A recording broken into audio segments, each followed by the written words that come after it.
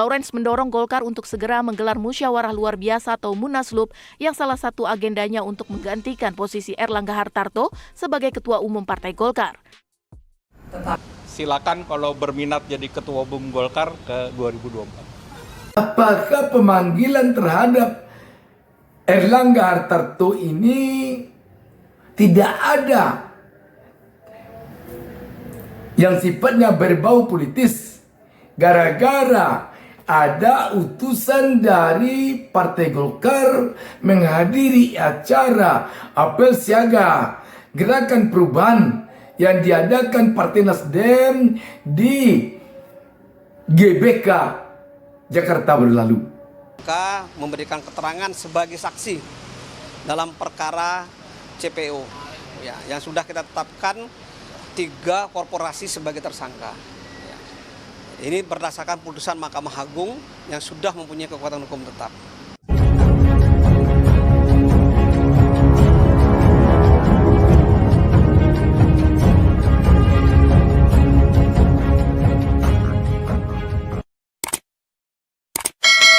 Assalamualaikum warahmatullahi wabarakatuh. Kita berjumpa kembali. Saya Bustaminarda. Tetap mendoakan kepada Allah Subhanahu wa taala semoga seluruh pemirsa selalu mendapatkan keberkahan hidup dari Allah Subhanahu wa taala, Tuhan Yang Maha Esa. Sahabat BN, nasib Erlangga Hartarto, Ketua Umum Partai Golkar, semakin hari semakin tampak menyedihkan. Dia bagaikan tampaknya seperti sulit ditebak apa yang akan menimpa dirinya. Kita tahu beberapa hari lalu publik heboh oleh isu Munaslup yang didesak oleh sebagian dari kader-kader senior Partai Golkar untuk diadakan. Desakan Munaslup dari 3 ormas pendukung Partai Golkar muncul karena Ketua Umum Partai Golkar Erlangga Hartarto dinilai tidak mampu mewujudkan hasil Rakernas yang memutuskan perlu adanya capres maupun cawapres dari kader Pohon Beringin. Muncullah nama Menko Marves Luhut Binsar Panjaitan maupun Bambang Susatyo yang didorong menggantikan Erlangga.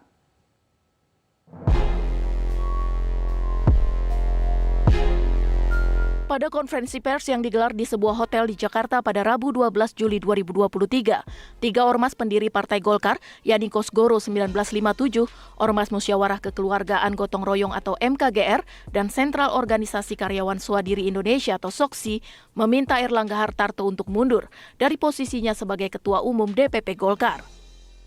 Wakil Ketua Umum Dewan Pimpinan SOKSI Lawrence T.P. Siburian menilai sosok Erlangga sebagai Ketua Umum Golkar justru tidak jelas membawa arah politik partai berlambang Pohon Beringin itu.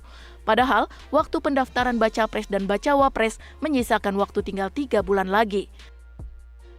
Sementara elektabilitas Erlangga hanya mencapai 1% dan perolehan suara Golkar sebesar 14%. Oleh karenanya, Lawrence mendorong Golkar untuk segera menggelar musyawarah luar biasa atau Munaslup yang salah satu agendanya untuk menggantikan posisi Erlangga Hartarto sebagai Ketua Umum Partai Golkar. Tetapi sampai dengan saat ini posisi yang telah diputuskan oleh Rapim dan Munas tersebut tidak jelas. Namun beliau selalu menyatakan di dalam konferensi pers, dalam tanya jawab, di mana-mana, sabar tunggu waktunya. Upaya mendongkel Erlangga Hartarto dari kursi Golkar 1 ini semakin hari tampak semakin keras anginnya.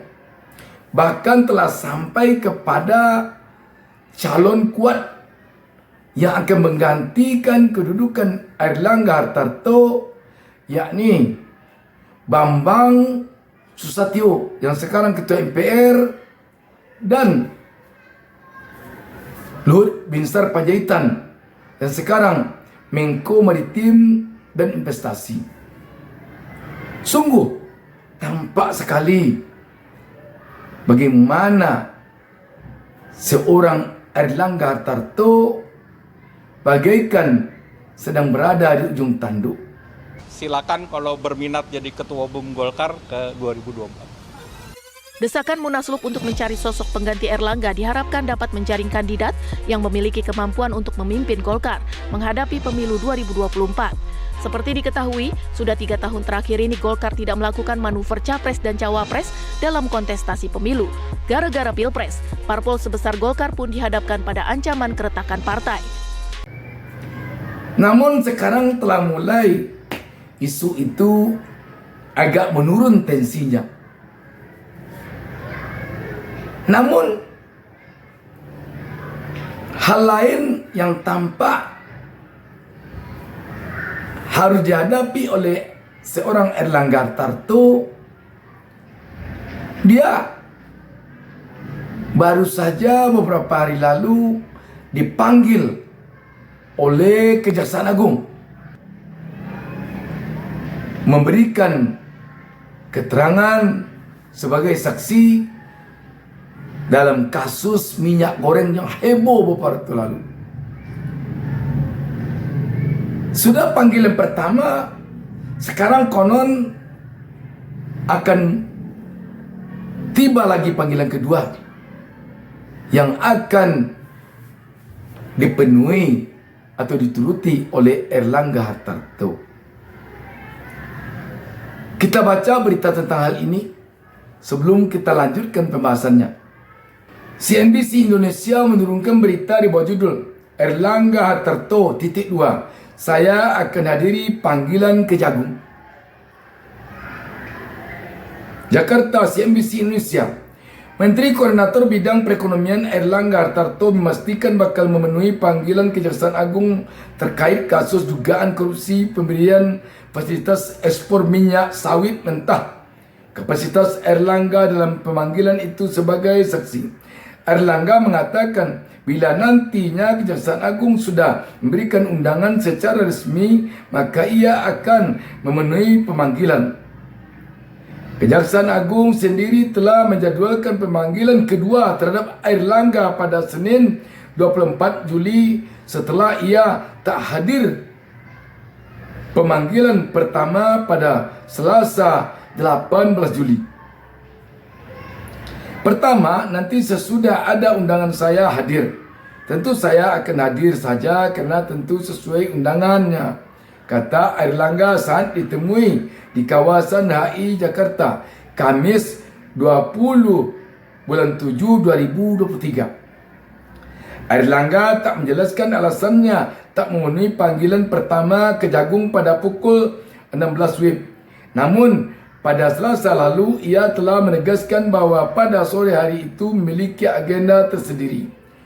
Sebelumnya, Kapus Penkum Kejagung Ketut Sumadana mengatakan hingga pukul 18 WIB pada Selasa lalu, tim penyidik Kejagung juga tak mendapatkan konfirmasi dari Airlangga tentang alasan ketidakhadirannya. Kita tunggu sampai jam 6 lewat. Beliau tidak hadir dan tidak memberikan konfirmasi alasan tidak hadir, ungkap Kapus Penkum Kejagung Ketut Sumadana dalam konferensi pers Selasa malam. Maka dari itu Kejagung menjadualkan pemanggilan ulang, yakni pada 24 Juli 2024. Undangan pemanggilan kedua pun rencananya disampaikan pada Kamis ini ke Airlangga. Kami tim penyidik Jampitsus Kejagung akan melakukan pemanggilan kepada yang bersangkutan pada Senin 24 Juli 2023, ujar Ketut. Ketut menjelaskan pemanggilan pemeriksaan Airlangga ini dilakukan terkait dengan penetapan tersangka 3 korporasi pada kasus pemberian fasilitas ekspor bahan baku minyak goreng, migor, minyak sawit mentah atau crude palm oil (CPO) sejak Juni lalu. Pemanggilan ini baru dilayangkan kepada Airlangga kerana berdasarkan keputusan Mahkamah Agung, besaran kerugian negara yang diberikan kepada 3 korporasi ini tidak dibebankan kepada para terpidana yang sudah mempunyai kekuatan hukum tetap. Pada 15 Juni 2003 lalu, 3 korporasi yang ditetapkan sebagai tersangka iaitu Wilmar Group, Permata Hijau Group dan Musim Mas Group dalam perkara tindak pidana korupsi minyak goreng. Penetapan itu hasil penyidikan korporasi yang dilakukan mengacu pada putusan peradilan. Oleh sebab itu, tim penyidik melakukan pengembangan penelusuran perkara dari sisi kebijakan sehingga itu membutuhkan waktu lebih. Karenanya, saat penelusuran sudah dilakukan, Airlangga Hartarto saat ini dipanggil sebagai saksi dalam penyidikan lanjut ini. Sehingga kami memanggil dari sisi kebijakan-kebijakan yang dikeluarkan oleh yang bersangkutan ini. Kata Ketut saat konferensi pers di Kejaksaan Agung Jakarta Selasa 18 Juli 2023. Selain untuk menggali informasi perkara dari sisi evaluasi kebijakan, ia melanjutkan tim penyidik juga menggali informasi perkara ini dari sisi pelaksanaan kebijakan. Karena kebijakan ini sudah merugikan negara yang cukup signifikan menurut keputusan Mahkamah Agung sebesar 6,47 triliun. Dari hasil keputusan Mahkamah Agung inilah yang kita dalami semua sehingga menghasilkan saksi-saksi yang patut kita periksa pada hari ini, tegasnya. Oleh sebab itu, ia menekankan bahawa pemeriksaan terhadap Airlangga saat ini bukan kerana alasan politik. Ia memastikan Kejaksaan Agung akan terus memastikan proses penelusuran perkara dugaan korupsi fasilitas ekspor CPO ini betul-betul transparan dan dilakukan secara profesional. Ia juga menekankan pemanggilan Airlangga ini tidak terkait dengan penetapan terdakwa Lin Che Wai, anggota tim asistensi Menteri Koordinator Bidang Perekonomian. Sebab kasus Lin Che Wai sudah memasuki proses persidangan dan telah juga ditetapkan vonisnya. Bahawa yang bersangkutan dipanggil sekali lagi atas nama tersangka korporasi yang 3 korporasi itu. Kalau yang Lin Che Wai kan sudah lewat ya, jadi enggak perlu lagi dilakukan pemanggilan untuk atas nama terpidana. Tapi ini khusus untuk pemeriksaan tersangka korporasi, tutur Ketut. Pertama, saudara, Kejaksaan Agung menjadwalkan memanggil Menteri Koordinator Bidang Perekonomian Airlangga Hartarto sebagai saksi dalam kasus dugaan korupsi persetujuan ekspor minyak sawit mentah dan produk turunannya termasuk minyak goreng.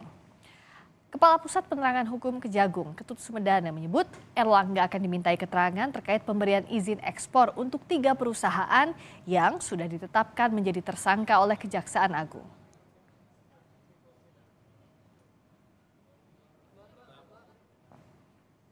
Dalam rangka memberikan keterangan sebagai saksi dalam perkara CPO ya, yang sudah kita tetapkan 3 korporasi sebagai tersangka. Ya. Ini berdasarkan putusan Mahkamah Agung yang sudah mempunyai kekuatan hukum tetap. Dalam perkara ini, Kejaksaan Agung menetapkan 3 perusahaan CPO Wilmar Group, Permata Hijau Group, dan Musim Mas Group sebagai tersangka kasus dugaan korupsi izin ekspor minyak mentah dan produk turunannya periode 2021-2022. Ketiga perusahaan itu diduga merugikan negara hingga 6,47 triliun rupiah. Penetapan tersangka baru itu berdasarkan putusan Mahkamah Agung yang memperberat vonis 5 terdakwa kasus korupsi minyak goreng pada 12 Mei 2023. Salah satu terdakwa adalah mantan Direktur Jenderal Perdagangan Luar Negeri Kemendak, Indrasari Wisnuwardana, yang divonis hukuman 3 tahun penjara dan denda 100 juta rupiah subsidiar 2 bulan kurungan. Jadi sahabat BN, tampak di sini Airlangga tidak memenuhi surat panggilan Kejagung pertama.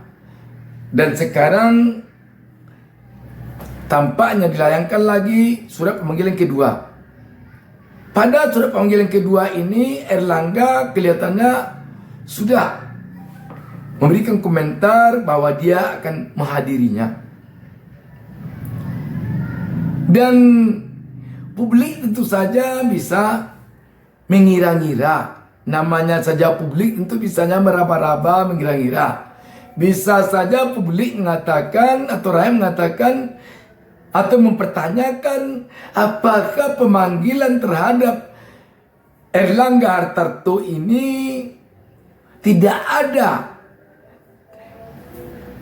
yang sifatnya berbau politis gara-gara ada utusan dari Partai Golkar menghadiri acara apel siaga gerakan perubahan yang diadakan Partai Nasdem di GBK Jakarta baru lalu. Sahabat BN, menarik kalau memang isu keterkaitan ini sampai berkembang. Tetapi tentu kita tidak menginginkan isu ini dikembangkan. Dan tentu kita harus berprasangka baik bahwa ini semata-mata hanya karena ingin Kejagung menuntaskan persoalan hukum dari kasus migor ini, minyak goreng ini. Sahabat BN, sekali lagi kita melihat Erlangga Hartarto semakin hari semakin ada goyangan terhadap kursi yang dia duduki di DPP Golkar. Dan tidak tertutup kemungkinan goyangan terhadap Erlangga Hartarto terhadap kursi yang didudukinya di Golkar berimbas nanti kepada goyangan kursi yang didudukinya di Menko Perekonomian. Demikian saja. Wassalamualaikum warahmatullahi wabarakatuh. Jangan lupa subscribe. Jangan lupa subscribe. Jangan lupa